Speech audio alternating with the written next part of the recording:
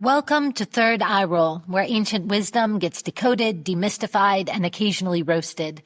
I'm Dr. Justine Lemos with Scarlett, Trillia, here to serve up Vedic insights, spiritual real talk, and a healthy dose of side-eye. Each episode, we're diving into Vedic astrology, Ayurveda, Tantra, and the weird beauty of being human, with segments like cosmic, current events, story time with the Vedas and Shastras, WTF is that? And a mystic mic drop to leave you lit. No gurus, no fluff, just the good stuff.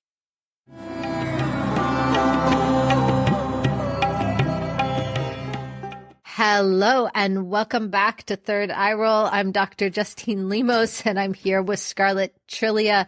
And apparently we are streaming into the wild interwebs with Third Eye Roll, fourth episode of the reincarnated Third Eye Roll today.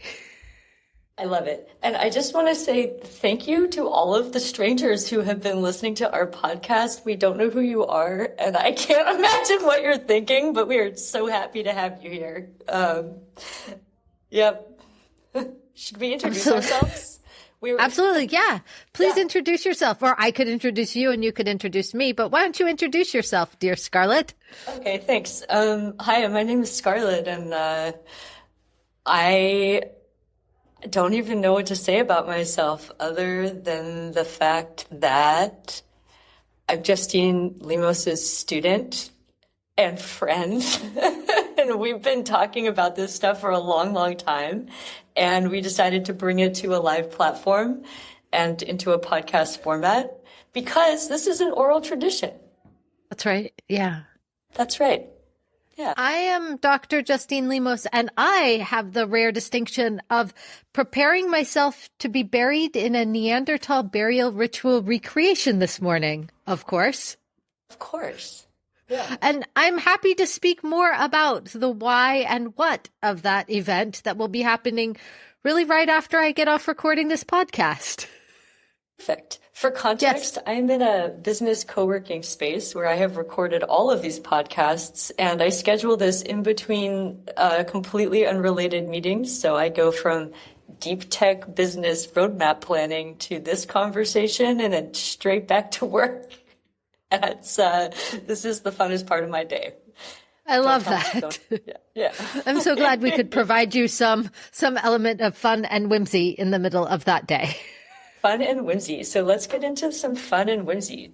Let's get into our cosmic current events, our cosmic current moment, which there is a big transit that just happened in the sky. It's a double transit of Rahu and Ketu. And if you haven't listened to podcast, I believe it is episode 2, where we talk about Rahu and Ketu, go back and listen to that. The Rahu and Ketu are the two nodes of the moon. Rahu is the north node. Ketu is the south node. They are mathematical points that create eclipses. They are always on a 180-degree axis opposite of each other in the sky, and they move backwards in comparison to all the other planets. And today, and 2 days ago, Rahu moved from Pisces into Aquarius. Ketu moved from Virgo back into Leo, and they change signs once every 18 months. So this is a big transit. And today we are going to talk about Ketu into Leo. And in our next episode, we're going to talk about Rahu into Aquarius. So today is Ketu into Leo, ghosts of fame and glamour. And it's giving very like washed up glamour, like I used to be someone. I had some really good celebrities come to mind, but of course I already forgot them. And I think that's kind of the nature of it. I also just wanted to say, if you listened to our last podcast, we were like, oh no, this transit isn't happening for 2 more weeks, but I simply think we did not know what date it was. We were suffering some confusion. Well, there were 3 transits last week. Right. And they've all occurred, but here we are. Washed up fame and celebrity. I need to catch up. I didn't get to do as much thinking ahead as you did, so you might have to jump in. Well, so Ketu is the indicator of past life karma. Let's jump in. Let's talk about what is Ketu, and then that will help us talk about what is Ketu going to do when it changes into this new place in the sky. That's exactly right. So Ketu is the south node of the moon, and it's Karaka. It's the indicator of past life karma. So it's everything that came before that's creating the current conditions. So Ketu is the renunciate. It is a body without a head. If you listened when we told the myth about Rahu and Ketu and how they got separated from head and body, Ketu is the wandering sadhu that has completely renounced the world and is the area of the life wherever Ketu is placed is the area that we're just like disenchanted. We don't really have much motivation around that area of life because we have lived through it so many times that it's kind of whatever energy in essence. That being said, the way this was taught to me, and we'll reiterate this also in the next podcast when we talk about Rahu, is because Rahu and Ketu exist, but they don't exist because they don't have form, they're shadows, etc. We try to gain perspective on them by comparing them to other physical planets. And of all of the real planets, of all of the planets that are not Rahu and Ketu, Ketu's energy is actually the most like Mars. So it has this kind of masculine fighter warrior ability to actually go out and get or achieve, but without any attachment to the result because it's already achieved it in the past. So it's like it knows how to do it. It knows how to go and get it, but it doesn't really care, if that makes sense. Right. So I will see, like Ketu in a placement, for example, in somebody's house of career. And it's like they have a great career. They're like really good at their career, but it doesn't hold charm for them. They're not like obsessed with their career. They're not really into their career. It's just kind of present or there. Or example, it'll be in the house of children. Somebody else wants to have children. They're obsessed with children. They can't have children. This person with Ketu in house of children, either they won't have any children and not care about it, or they'll have some children, but it's not like this focus of the life. And in part, Ketu is the aversions, whereas Rahu is the cravings, the obsession. The obsessions.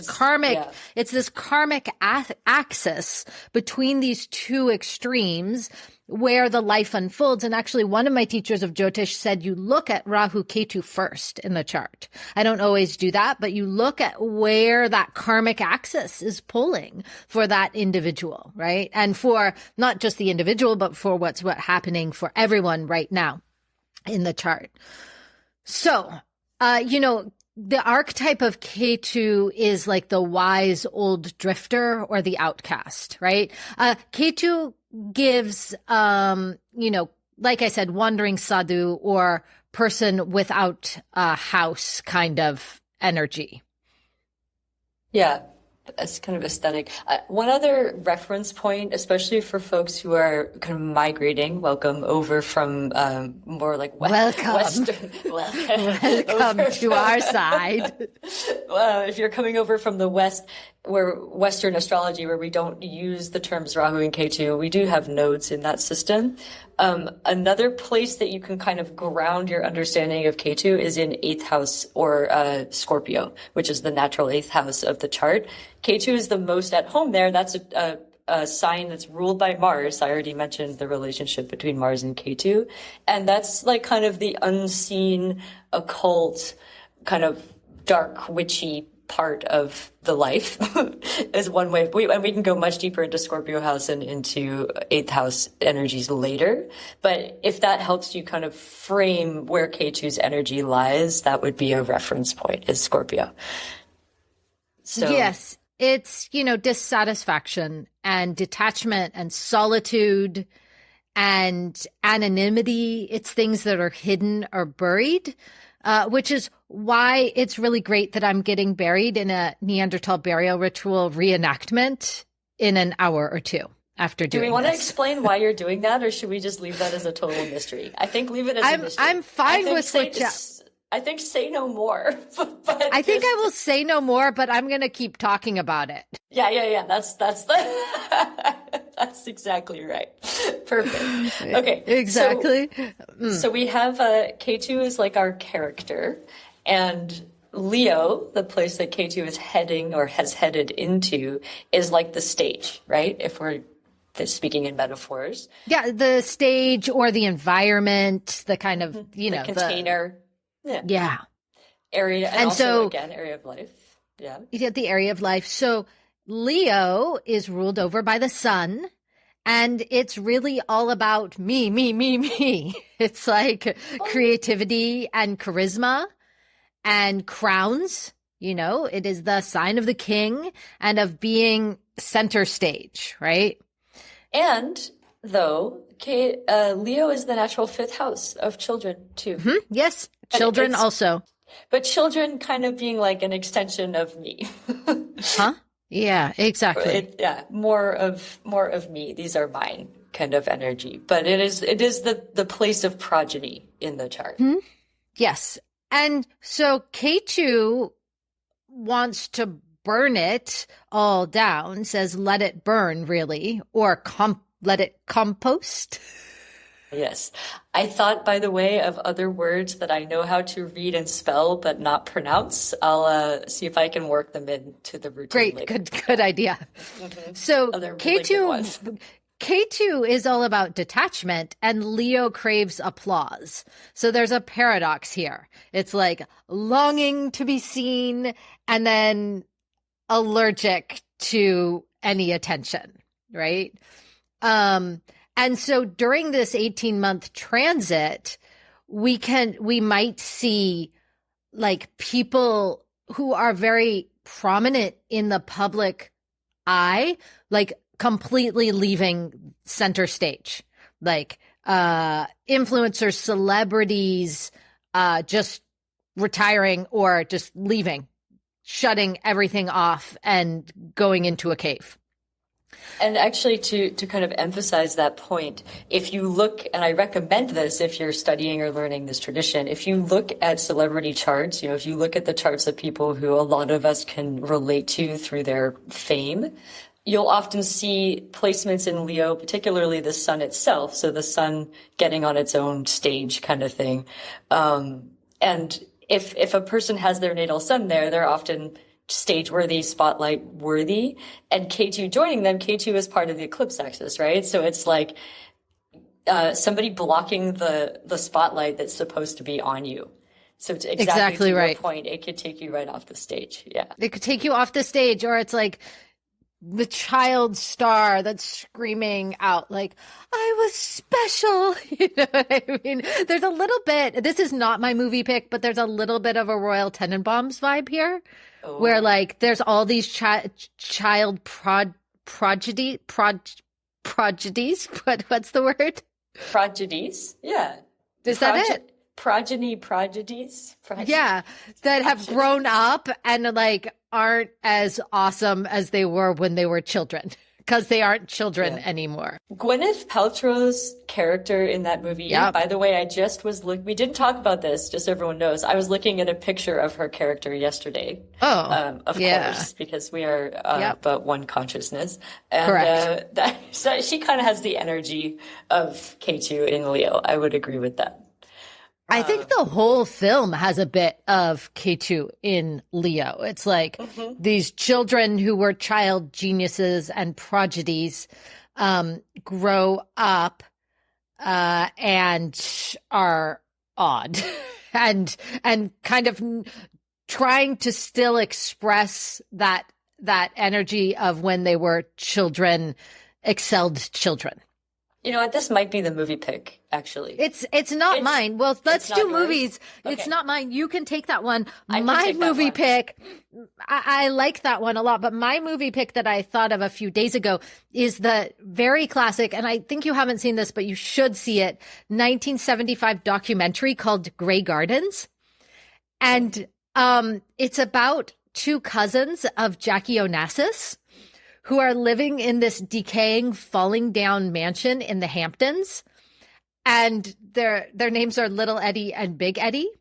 and they dress just like queens, and they're just living in shambles, and they're completely eccentric and nostalgic, and they're haunted by this golden age of like when they were socialites and like in the whole Brahmin social scene in Boston and New York, and there's like raccoons living in their mansion, and their furs are and they're like completely eccentric and odd, like just so odd. And Ketu always has a very eccentric kind of odd energy to it. But my movie pick is definitely Grey Gardens, and if you haven't seen that documentary, it's absolutely a classic of American cinema, and I really recommend that you watch it. I will have to watch that one. K2 is really odd. Both of us, in case anyone couldn't figure it out, both of us carry a lot of the energy of K2 in our personal charts and lives, in case you couldn't have guessed. And just something that's notable about K2 is subtle due to the fact that it kind of doesn't exist or have a head or anything like that. And we haven't talked about this yet. We can go into more detail on it. Each planet or planetary body, including the nodes, has a period of time in our life where it kind of takes the wheel. And the number of years that this goes on between the 9 planetary bodies in the chart adds up to 120 years. If you live that long, you get to experience all of them. Which I had an Ayurveda teacher who said that it's an indication that that's how long that we are kind of supposed to live or something. Yeah, maybe. Yeah. I don't know.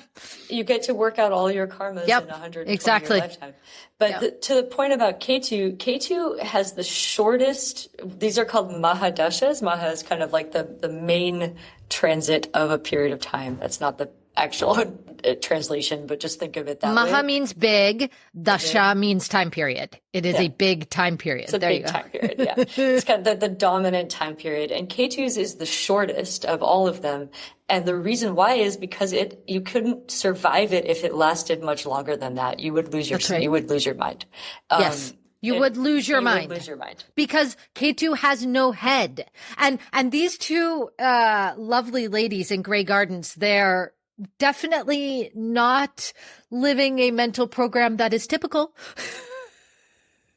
Fair enough. Right? They are definitely Ketu.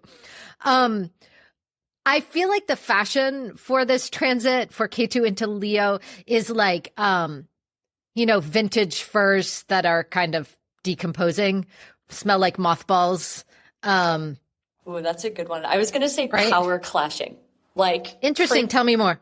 Like prints. Leo likes a lot of prints. I mean, animal prints, but also just bold colors, big jewelry. I've got my animal print leggings. All right. They're my costume for the Neanderthal burial ritual. Perfect. Leo is loud. Leo is bold. Leo likes the spotlight. So kind of big, bold, patterned, colorful things. But like if you got dressed in the dark. So it's like, oh, these don't match. Power clash is what I would. Unintentional power clashing. Power clashing. Like wearing a diamond tiara, but maybe like in a Walmart. Yeah, it's like out of context, which is also kind of its own form of power clashing. Right? Like or I was thinking about, when occasionally a fashion designer will think they're really edgy and they'll like put like trash bags on a model on a runway, or like they'll emulate people without houses fashion on a runway. That's kind of this, transit energy. Yeah. You know what else it kind of made me think of is like a weird weather day in LA where everyone's got like style pieces on, but they've kind of put them together. It's like, it's hot, it's cold.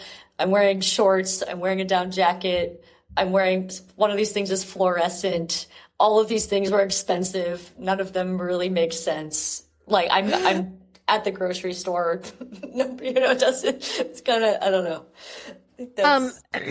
And then I was also thinking about like odd makeup choices. Yeah. Like kind of like eyeliner just on the inner corner of the eye, or like just like very bright blue, very bright blue or bright red eyeshadow or something. Asymmetrical haircuts. Yes. Could also be. Which my child, I don't know how much I want to talk about them on my child has a very important Ketu placement and has had an asymmetrical haircut forever. And they are very attached to their asymmetrical haircut. And think about Leo. Leo is like the lion's mane. So you tend to see like big hair, light colors, anything with like sun and Mars rulership actually. But the sun is going to lighten the hair color, Pitta dosha, blonde hair, red hair, big hair, mane-like hair, voluminous hair. Ketu has its head cut off, no head. So it's like big hair, but some of it's missing. That's right. Or shaved off or whatever. Shaved yes. off. Yeah, the little like side bit. Yeah. Okay. All right. I also think Ketu in Leo could get into some very interesting accessories. Cape. Like just wearing wearing cape. Wearing cape. Maybe visor. Visor. I think visor is actually wearing cape and visor. Whoa. Cape and visor. Wearing cape and visor. Goodness. And it makes sense because those are the things that you might need in what. If you're wandering around as a wandering sadhu, a wandering mekadent, an ascetic, you might get cold. So you can wrap yourself, like I think it's naked with cape and visor. Yeah. Then you could wrap yourself in your cape and you would have sun protection. But you would have some room because you don't want to, some space above to connect because Ketu has the mind blown. Ketu is my mind. If you're like, whoa, my mind is blown. That's Ketu energy, or that feeling of when you can't remember what you were going to say, that gap space where there just is nothing. And actually that's a very powerful moment, is a very transcendent moment because you just drop into this state of pure consciousness. That moment of, I don't remember what I was going to say. There's nothing there. I put my hand in my pocket and the wallet is missing, and maybe there is no pocket, that space, that gap space between dimensions, that's Ketu. This also, especially in Leo, and we can talk about the nakshatras of Leo as well, this gives the energy, and I haven't seen the most movies in my life of all the people in the world, but this gives the energy of like a king who has lost their mind. Like they're still in power, but they've gone crazy in power. Yes. I was thinking about early this morning, I was thinking about, I think it's in Lord of the Rings where there is a king. Yes, it's Lord of the Rings. And he's just been taken over in trance, in essence, by Sauron. And he's like kind of blind and crusty and just like sits there, but he's still the king, right? But doesn't have agency or will. Absolutely. Also, kings sometimes wear capes. Yes, of course. What is it called? It's not a cape. It's like a robe. A robe? A robe? Robe of state? Robe of state? I don't know. Actually, this actually is a really nice segue into the myth I was going to tell. Do we want to do music for this transit first? Let's do music. And okay. Can I steal your suggestion that you voice noted? Yeah, because I've got another one that I've got. So you brought up the Doors. I would say specifically Jim Morrison has a lot of the energy that we're talking about. He's got the long hair. He's got the charisma and the spotlight, doesn't really want it, kind of loses it, uses substances, which Ketu may do, to get into kind of this alternative headspace.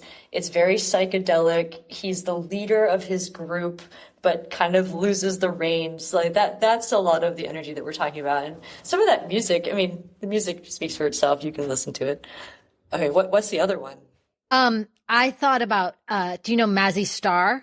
Yeah, that's a great one. Right. And I thought specifically, the classic Mazzy Star song Fade Into You, which is just like romantic and wistful and Ketu in Leo, but completely detached. That's a good one. Yeah. And yeah, okay. Let's do wait. Fashion, movie, Music. We did it. We did it. We did it. We There's did not it. We did anything else. those. Okay. Yeah. Okay. No, we haven't added to that. We could. We could. I think I threw in some literature at one point, but we don't need to go there. So Chyavana's reclusion, or Chyavana. So long ago and far, far away and simultaneously inside of each of us. Wait, you didn't say in a galaxy far away. Far, far away. Sorry, I got too relaxed. I was waiting. Okay, it's time for you to relax now. There was a sage named Chyavana who is very, very powerful, and he sat in such stillness and silence that ants, of course, built a colony on his body. As they do. Right? So he just sat there with no movement and no food and no skincare routine in the sun. He should have had his visor. Just pure blazing, what we call tapasya, or like inner fire, right? Inner fire and austerity, very Ketu. And as he sat there, he didn't die, but his body decayed, his eyes were gone, and he became one with the forest floor. He was a ghost of the ego and a monument of detachment. So he's not dead, but he's completely composted. And enter in the lovely princess Sukanya.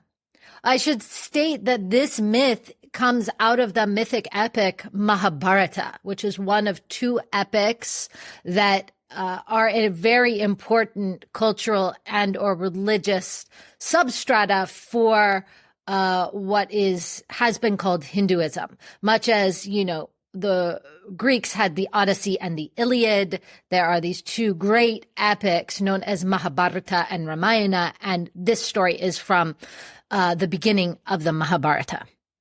So Princess Sukanya came onto the scene, walking through the forest, and she is very curious, and she is very glowing, and she is royal. She's a princess, so Leo energy. And she sees this strange lump of an anthill. And so what does she do? But she takes a stick and she begins to poke at it. And she blinds the sage, Chyavana.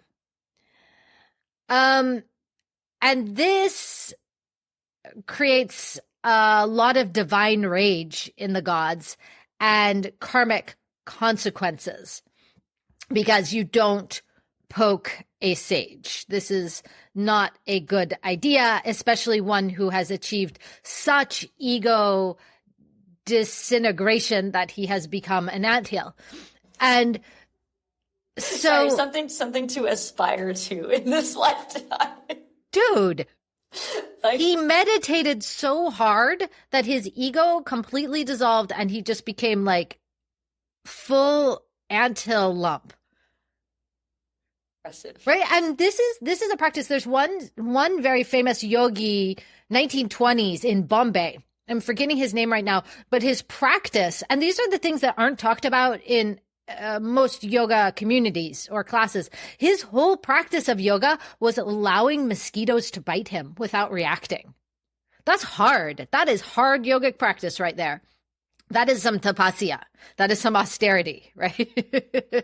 So she gets all these karmic consequences because she's poked the sage, who is an anthill, with a stick.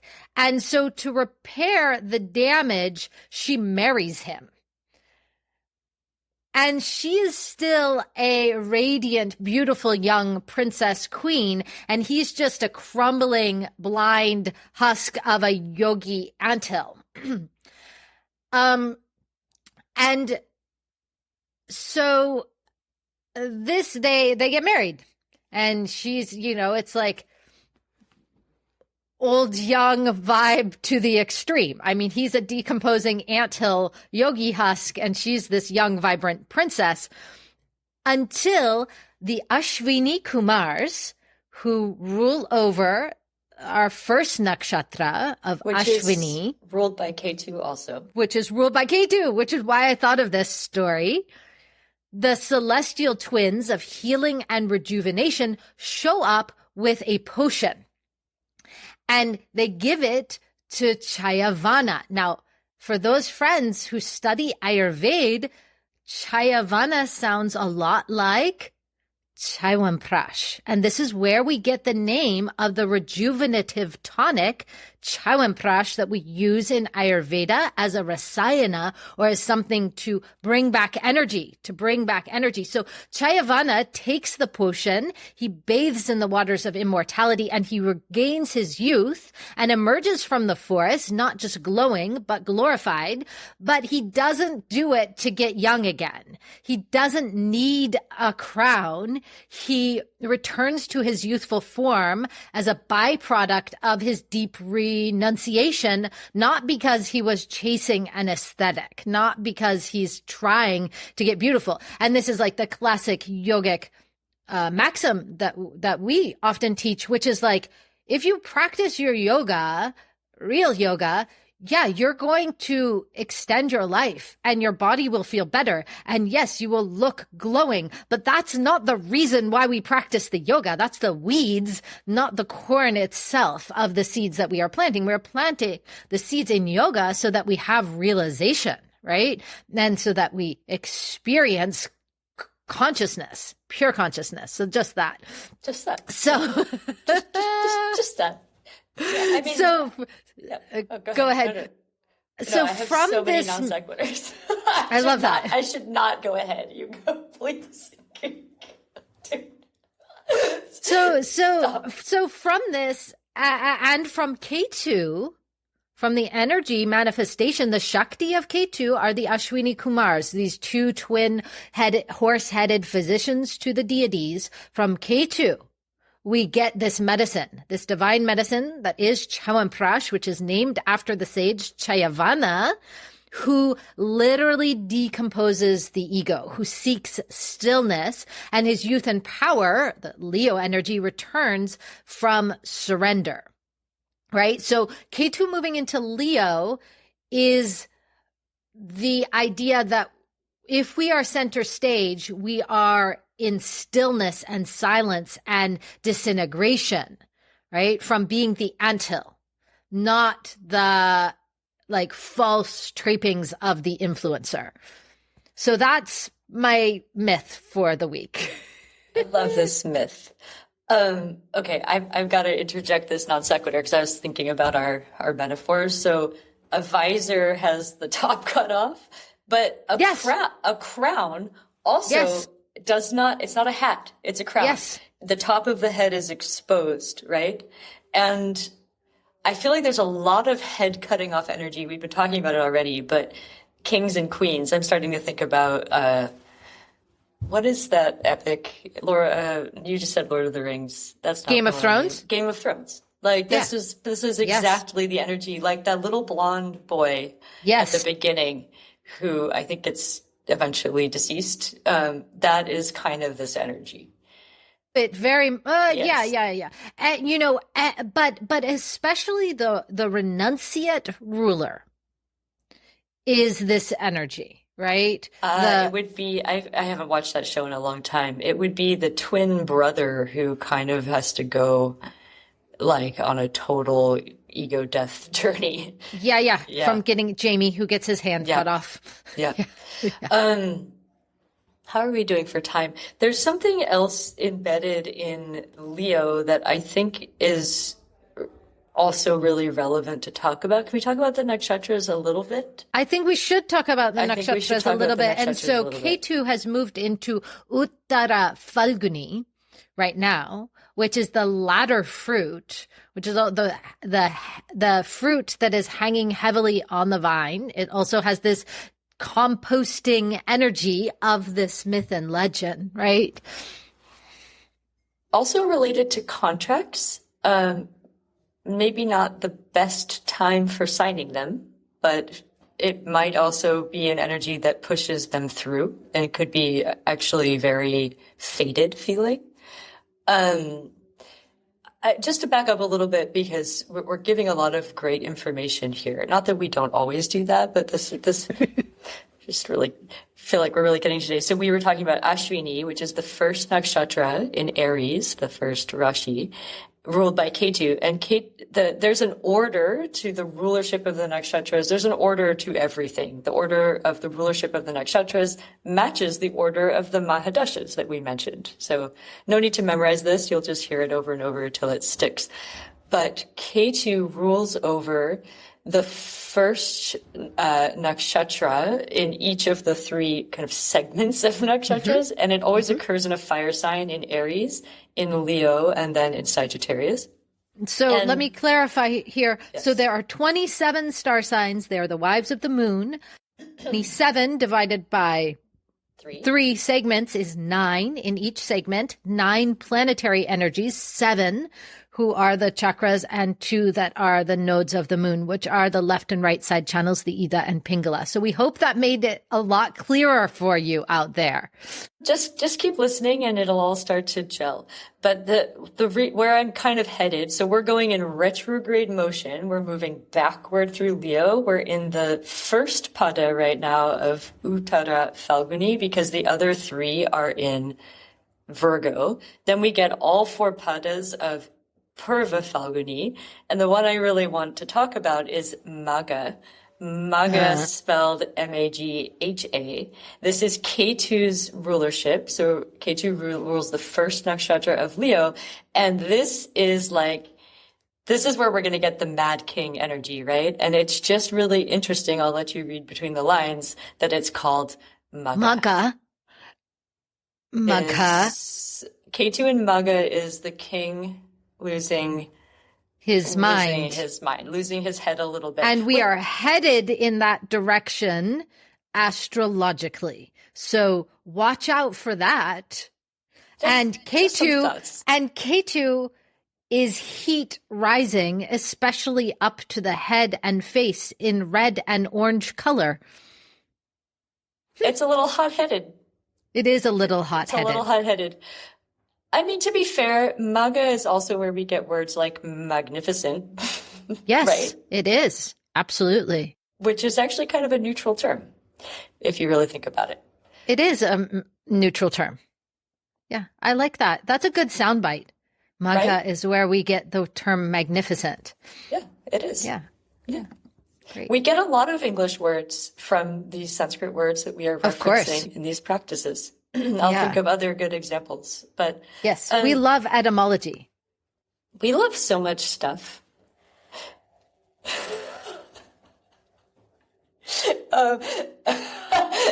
What else can we?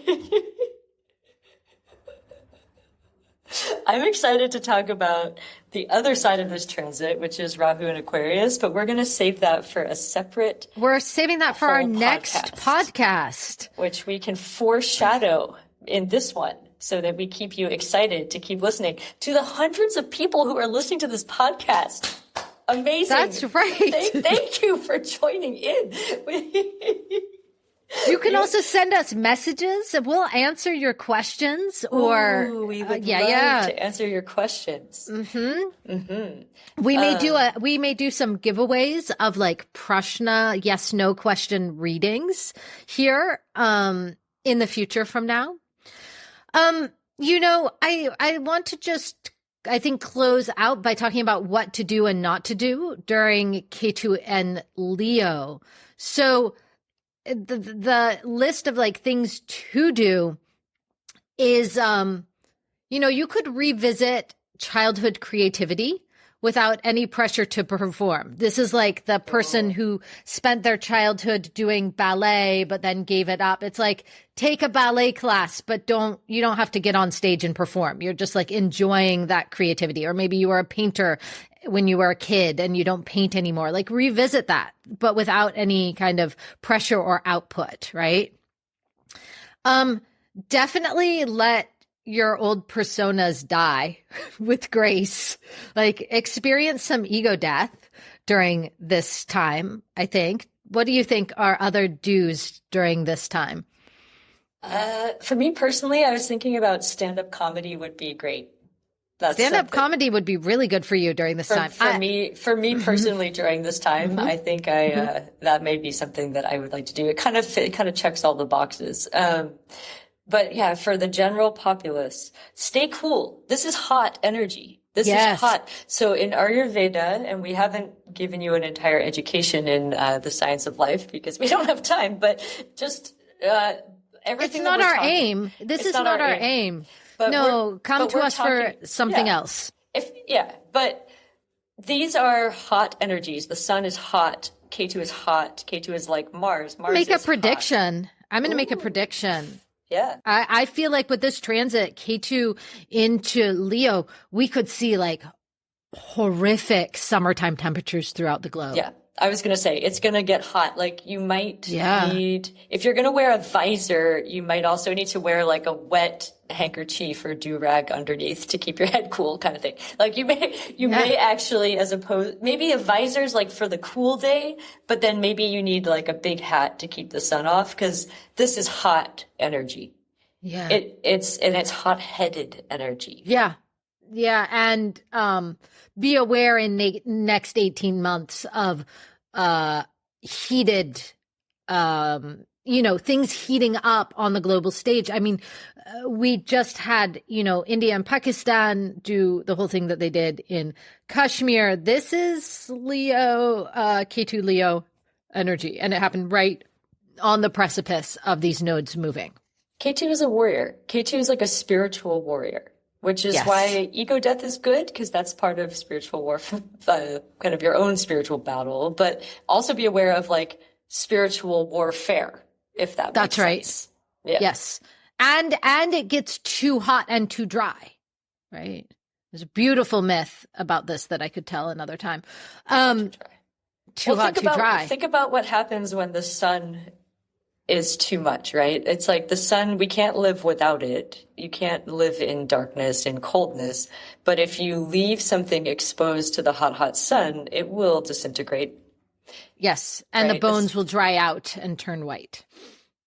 So the don'ts are, don't force leadership roles that you've outgrown. And don't expect validation from other people. It's not really going to happen during this transit. And also don't cling to kind of any position of authority, I think. Yeah. Yeah. Mad King. And, it's like the cracked crown. And that's good because that's where the light gets in. Ooh, I was thinking about that yesterday in the context of Leonard Cohen, but thank you for catching that one.